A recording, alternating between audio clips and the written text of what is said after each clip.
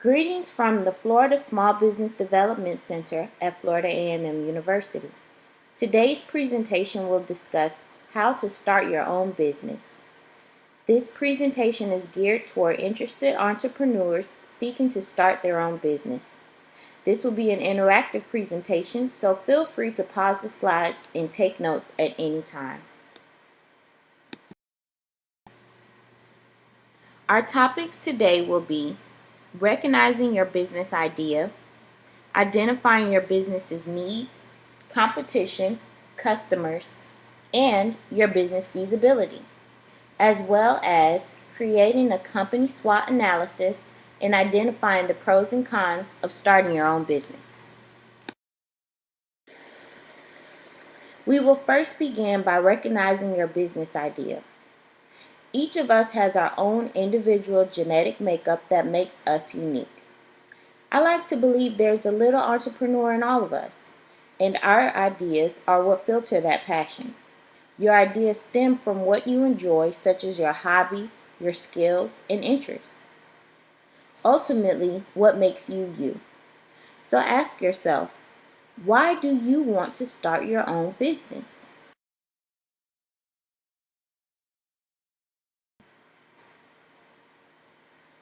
Now, let's identify your business need. What is it about your business's product or service that others will want? And more specifically, why do customers need your product or service? Now really think about that for a moment.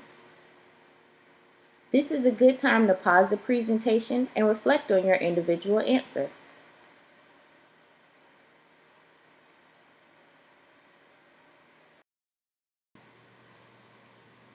Business feasibility. Knowing your business's feasibility is an important question when identifying whether or not to start a business. Will your business be successful? Well, there's no yes or no answer to that question because each entrepreneur measures success differently, as well as each person's business path will vary.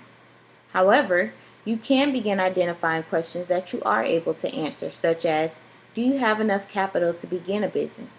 Meaning, do you have enough money on hand, or will you need investors or seek loan or grant assistance? Next, your supplies. Do you know all the items you will need to begin your business venture? And how will you go about finding and purchasing these supplies? Adjusting to seasonal demand and decrease. Every industry has high demand periods and slow demand periods. Now consider these factors. Will you be able to survive during seasonal fluctuation? When there is low demand for your business, what will you do to accommodate? When there is high demand for your business, will you have the necessary inventory and manpower to accommodate your customers' needs? Now ask yourself, is your business legal? Really take a moment to consider this question. Is your business legal doesn't only mean on a national base, but are there any provisions or regulations within your local state or city that will prohibit you from conducting your business? Thoroughly research the zoning laws and permit restrictions of your city or state. Scoping out the competition. Do not feel discouraged to discuss this topic. In fact, knowing and understanding your competition is the most essential investigation you can conduct for your business.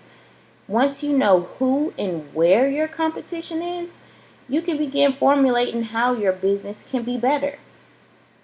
This means seeing what works for them, what has made them successful, and what has kept them successful.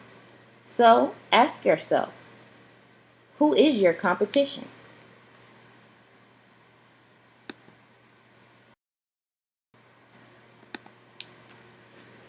If your answer is, I don't have any competition, you're incorrect.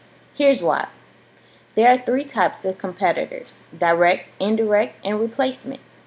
Here, let's use an example.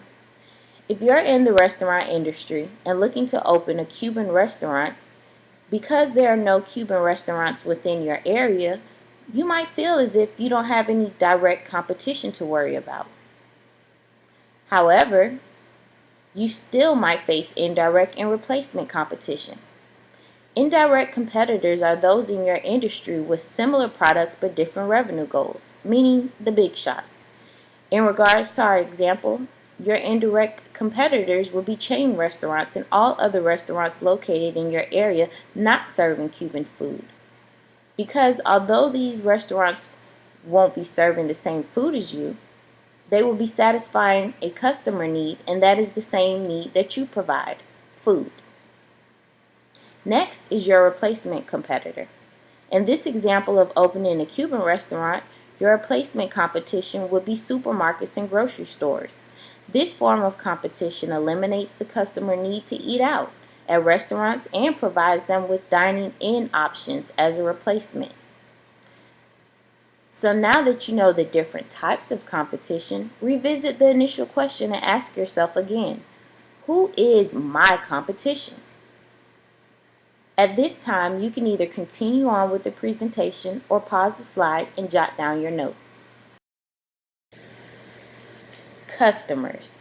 Now, here's where the fun begins. Identifying your target audience. Your customers are the people who will fundamentally make or break you. They determine whether or not your business will be successful. So, who are your customers and where are they? Be sure to keep in mind who and how to appeal to your customers. So if you want a high-end customer base, make sure you are located in an area where high-end customers migrate. One of the biggest mistakes you can make is not knowing where your customers are and essentially receiving the wrong type of customer base.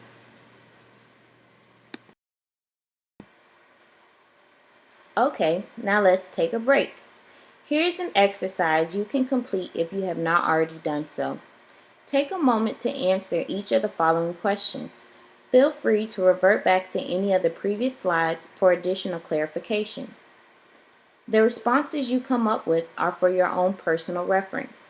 If there are any areas of the discussion that you are uncertain of within your particular business industry, now is the time to conduct some research. Take a moment to answer the following.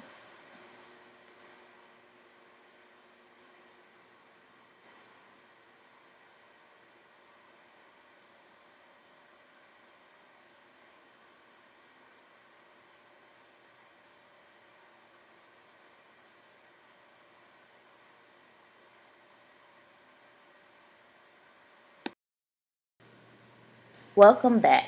Now let's continue. Developing a SWOT analysis for a business is crucial. SWOT refers to a company's strengths, weaknesses, opportunities, and threats. It is a process where a business owner can identify the internal and external factors that will affect the company's future performance. The company's strengths and weaknesses being internal factors and the opportunities and threats being the external or environmental factors of the company. A SWOT analysis is a continuous procedure done within many businesses to monitor the company's current status and categorize areas of improvement.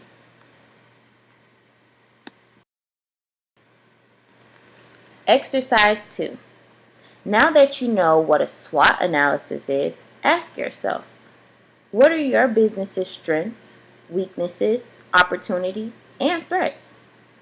Your strengths are the qualities that your business possesses. Your weaknesses are the areas within your business that you need to improve upon. Your opportunities are the areas that you can expound upon through marketing or networking. And threats can be seen or unforeseen, such as power outages, floods, or economic decline.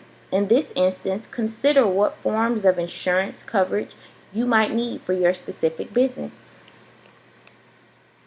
Take a moment to answer each of these questions.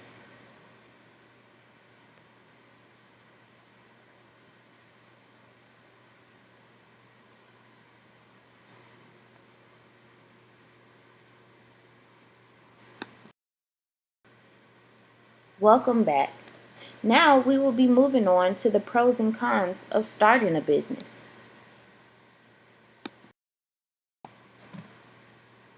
Like with most things, there are always advantages and disadvantages of doing something. Here are some of the common advantages and disadvantages entrepreneurs have found in starting their own business. Take a moment to review.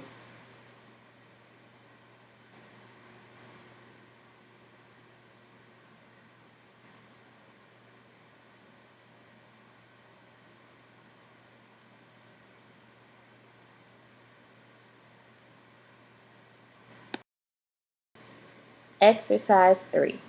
Complete the following sentence. If I do not start my own business, the world will be worse off because.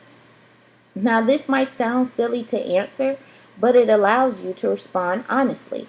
So take a moment to respond and write down your answer.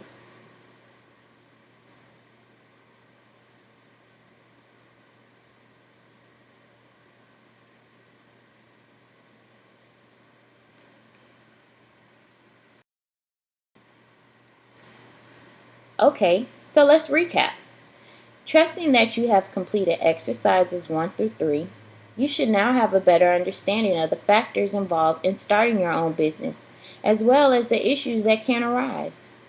You would have also successfully completed the following topics as it relates to your business and your business industry: your business idea, identifying your business need, competition, customers, feasibility, developing a company SWOT analysis for your business, and discussing the pros and cons in starting a business.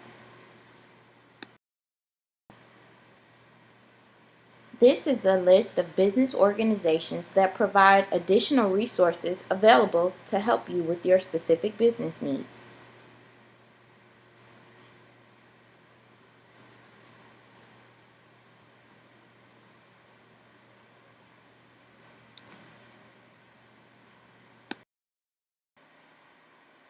This concludes our presentation. Thank you for tuning in.